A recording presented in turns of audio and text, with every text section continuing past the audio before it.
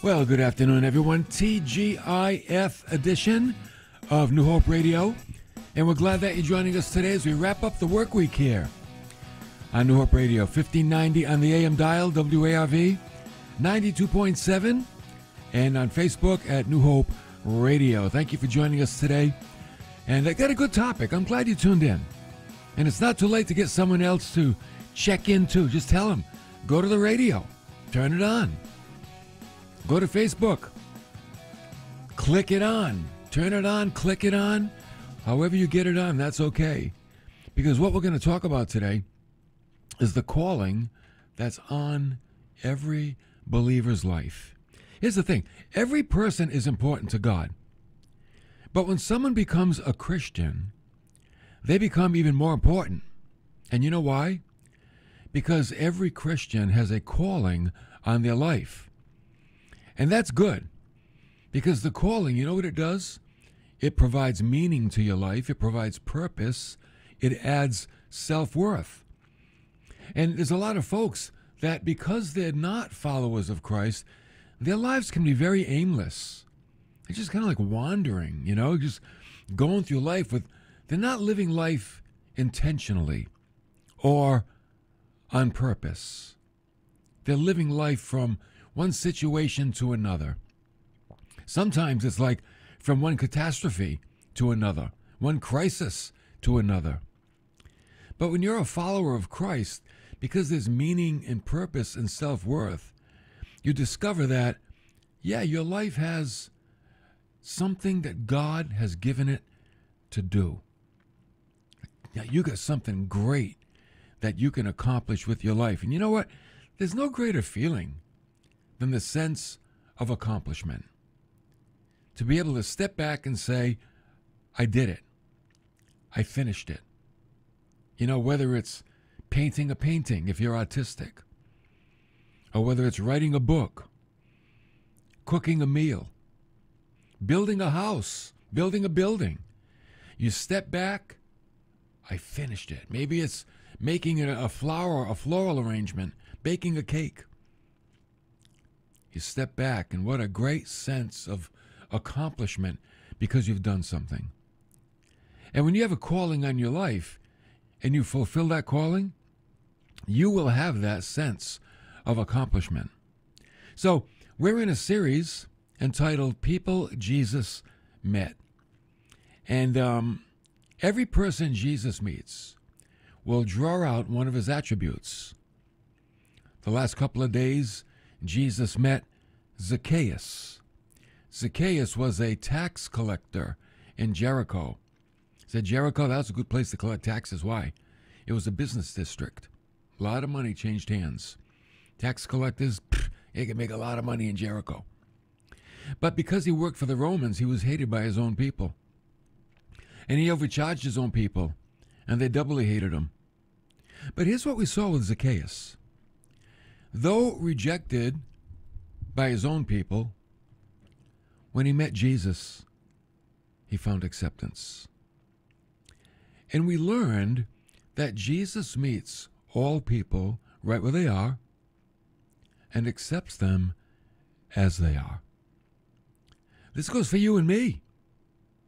He meets us right where we are, and he accepts us where we are. So Zacchaeus drew out that wonderful quality of Christ called acceptance. Now today, we find another attribute of the Lord, this time drawn out by his soon-to-be disciples. Jesus picked 12 men that he would pour his life into because he had a calling on their lives. He had a task for them to accomplish. And 11 out of 12 completed it. One was a dropout. And that was too bad. And why did he drop out? Because he didn't understand. Understanding's everything. If you understand the Christian life, you're going to stay with it. But if you don't understand it, man, you're going to be a dropout. If you don't understand it, you're not even going to drop in. You'll be like, oh, no, man, that's not for me, because you don't understand. Understanding is everything. It's everything. Things make sense when you have understanding. So without understanding, nothing makes sense. So Jesus, think about it. He had an incredible task to complete. He had to bring the message of hope and salvation to the whole world. I'm like, what?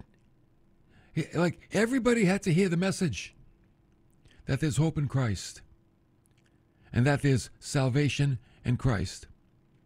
And that message was based on the sacrifice that he would make of himself for the sins of all mankind. Whoa. He needed help. He needed help to bring the message, especially after he died and rose again. If you think about it, right? This is why how God is so different from us. One of the ways he's so different from us. There were so many places that Jesus could have gone to find able-bodied and able-minded men to take this message to the world. He could have gone to the synagogues. You know, the synagogues, they had great spiritual leaders and teachers. It was a place of learning. He could have gone to the temple where priests were employed. Oh, the priests, they were servants of God. They'll take that message. Oh, yeah. He could have gone to the students of the rabbis. Students of the rabbis, you know, they were like fired up. They wanted to learn. Oh, yeah, they were like sponges. They were soaking in spiritual truth. He could have gone to wealthy aristocrats. Wealthy people, you know, he could. Why? Because they could have sent out people on camels and horses and take the message. You know, the wealthy aristocrats, they could have used all of their resources to help spread the message of hope and salvation. Jesus didn't do any of that. He didn't go to the synagogue. He didn't go to the temple. He didn't go to the rabbis or the students of the rabbis. And he didn't go to the wealthy aristocrats. You know where he went? He went to the beach. He went to the beach. He went down to the beach to find guys that he would use to bring his message to the world. It's incredible, isn't it? Don't say surfers have no place in this life. They weren't surfers, though. They were fishermen. I mean, imagine going to the beach to find people who would change the world. And that's exactly what Jesus did. He went to the beach. I love the beach anyway. Maybe one day he'll find me over there. So we're gonna take a look at this account in Mark chapter 1, verse 16. As he was going along by the Sea of Galilee, he saw Simon and Andrew, the brother of Simon. And they were casting a net in the sea. And you know why? Because they were fishermen. So they were throwing a net into the sea to catch fish. Now, fishing was big business around Galilee. You know, it's interesting. Down in southern Rhode Island, there's a town called Galilee. And you know what they do down there? They fish. Big fishing boats and big lobster boats. They all come in. It's a fishing community. It's so cool that we have our own Galilee right in little old Rhode Island. Take a ride some summer if you've never been there. It's worth the trip. And you got Salty Brine Beach, which used to be, all you old timers, what did Salty Brine Beach used to be called? Who knows? Sand Hill Cove. Remember that? Well, that's all down by Galilee.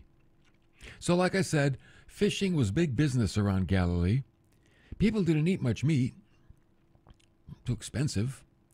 So fish was their main staple. Now, when people fished in those days, they fished in two different ways. They would trawl for fish, which means that they would have this long net. And the net would be weighted at the bottom, and it would stand up like a fence. And they would pull it behind a boat, or maybe behind two boats. So you got a boat on each end of the net, and it's standing up like a fence, and the boats would move, and the nets would just like catch everything as the boats moved. That's trawling or seine fishing. Then the other type of fishing they did was net casting. And that was more of an individual kind of fishing.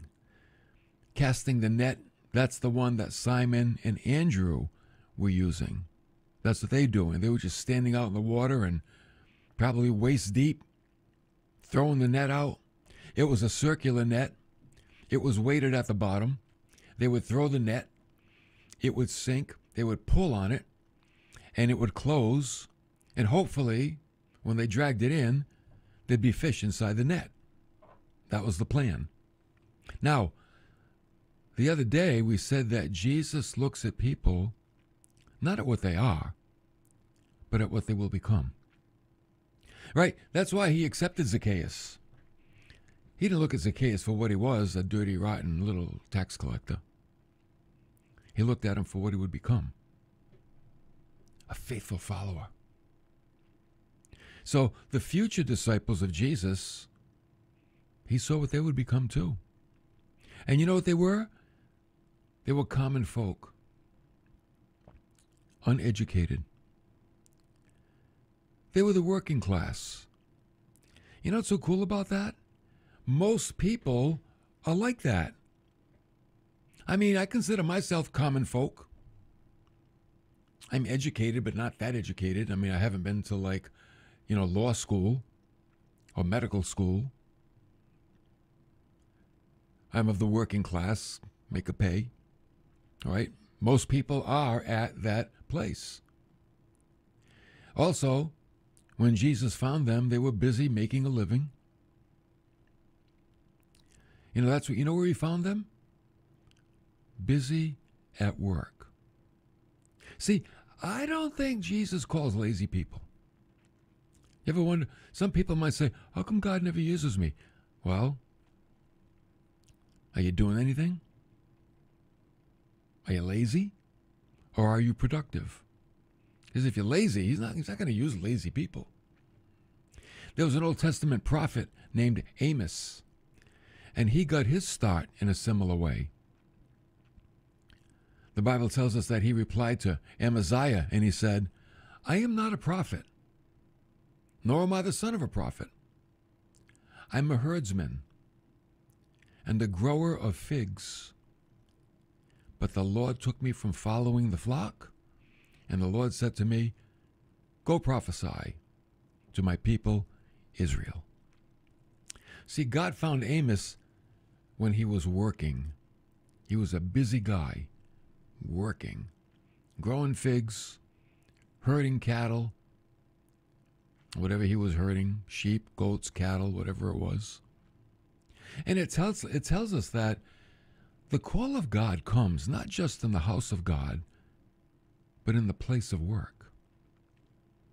See, you could be sitting in church and feel God calling you into some aspect of ministry. But you could also be hard at work and feel God call you into some aspect of ministry. Either way. Another thing we see about the disciples, they were called by Jesus. He called them. Now, here's what I believe about this whole scene. That this was not the first time that they met Jesus. I don't think it was the first time. I don't think it was like in the movies, Jesus comes walking down the beach and he looks at the disciples and they're in their boats and he says, follow me. And they're kind of like starry-eyed and they drop everything and they follow him in a trance. I don't know. I don't think it was like that. I think Jesus went down to the beach often. And they would hear him speak often. And they liked what he had to say. And when Jesus went down to the beach and walked among all the fishermen, I think there was something stirring inside these men that Jesus recognized, that he knew that he could use. God looks inside every heart, doesn't he? And in each heart, he sees great value. And you know what else he sees? Potential. God is looking for potential. These disciples had potential. They were just fishing for fish. But they had the potential to do greater things, just like a lot of you that are listening right now. Right now, maybe you think, your life is menial, your job is not that big a deal. But if you've got potential, God will see that potential. God will put a calling on your life, and he'll use you to do something great. Like Tony the Tiger says, it's great. Frosted Flakes are great. You could be a frosted flake. Not a flake, a frosted flake in God's cereal bowl. You can be great. I wonder, here's what I wonder, because I like to wonder. I wonder if, after Jesus went down to the beach and he talked to all the people, and I believe he would go down there and preach to them and talk to them, that after the crowd left and Jesus was done, I wonder if these guys that we're talking about today, Simon and Andrew, if they stayed around and they talked even more. Ever notice, sometimes people, okay, that was nice, and they leave, but there's always those that stick around. Even in church, most people leave right away, but there's always the lollygaggers. They stick around and they talk some more and they hang out. And I wonder if these disciples, after everybody left and Jesus was still, there, they stayed around and they talked some more, maybe asking him questions. Kind of like sports talk after the game.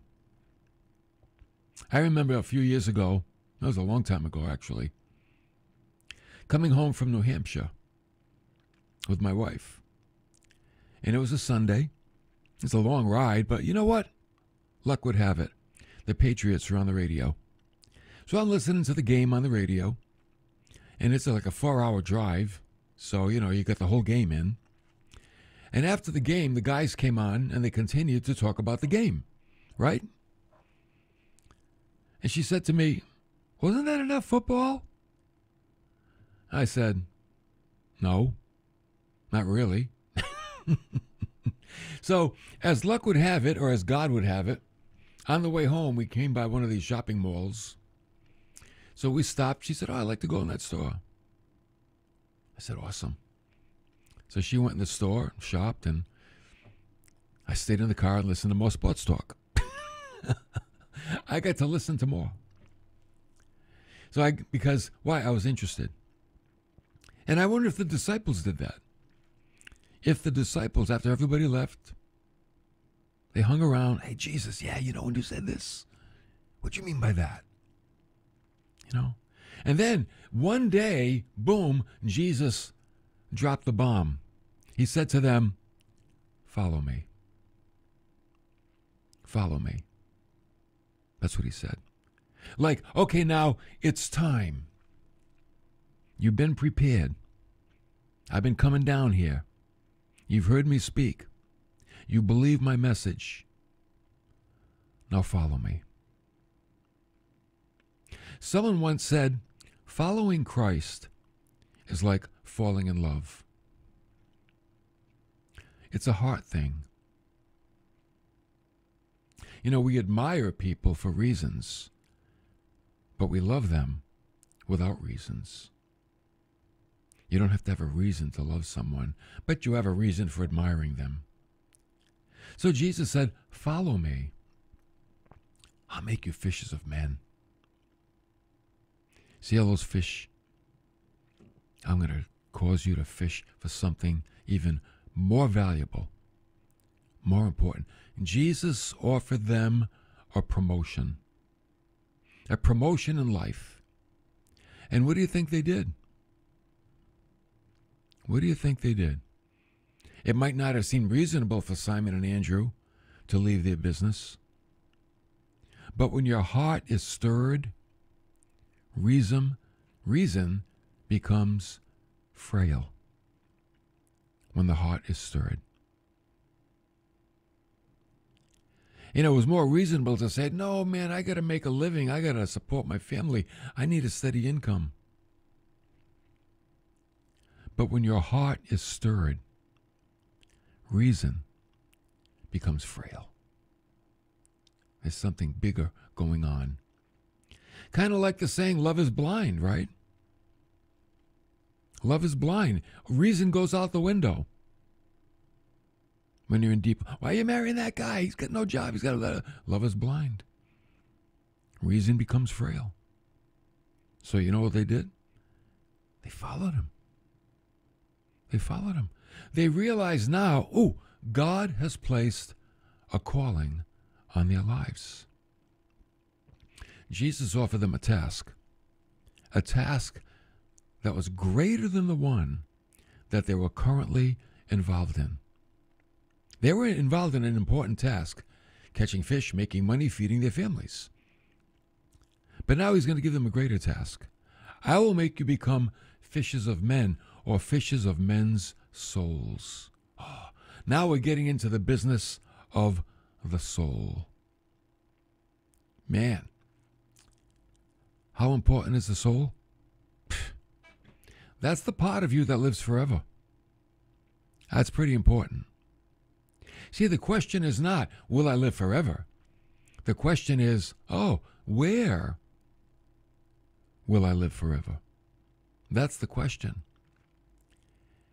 And this is the message. The message is that you can live forever with God.